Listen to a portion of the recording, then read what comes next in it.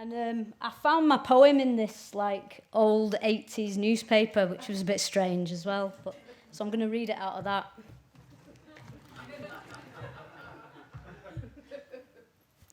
I wish we'd won the miners' strike. Dig deep for the miners. I did. I had to give my bike away to a miner's kid for Christmas.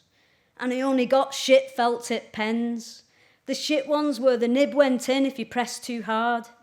I wanted a BMX with pegs and mushy grips, but I got a second-hand grifter in the end, which was too big, like everything. Setting up ramps and jumps with bricks and boards was brilliant though, to be fair.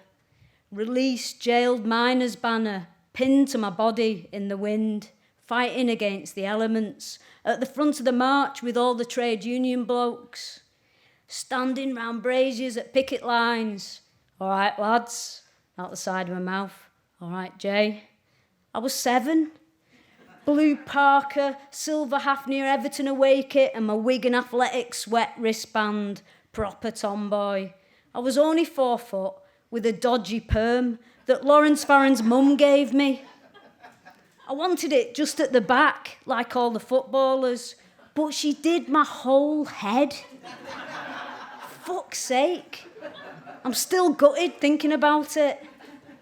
The sticker on our phone was British Telecom's Busby, and it said, "Assume this phone is tapped." And it was. You could hear all the clicks and dials back then, and sometimes other voices. After the miners' strike, British Telecom was privatised.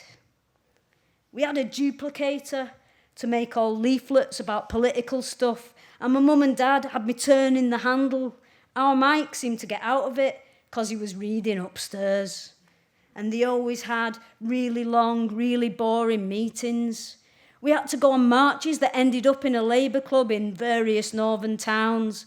Then my dad would make a rousing speech that I didn't listen to and just watched and absorbed the spectacle. We were there for hours and kept quiet with a packet of Tudor crisps and a Coke with a paper straw that stopped working after a bit. Staring at the hand-hammered copper tables, each ciggy ash-filled crater a prophecy for the future pitted pockmarked pit towns, little crushed coal communities, scrubbed but never clean. I had a really comprehensive beer mat and miniatures collection. During the miners' strike, they had the army on call, ready for civil war. It never came to that in the end, and the Thatcher-Reagan neoliberal doctrine really kicked in. But no one knew that's what it was. Consumerism and the growth model really got going, and we were all taught to consume more than we needed, and labels became a thing, and you had to have labels. I wanted Adidas trainers, and I was gutted when I got my 4 stripes Velcro ones, because that extra stripe mattered. We didn't know about sweatshops. I had my first red pepper, and sparrows were really common. Gradually, community stuff got less and less, and the Labour clubs shut down.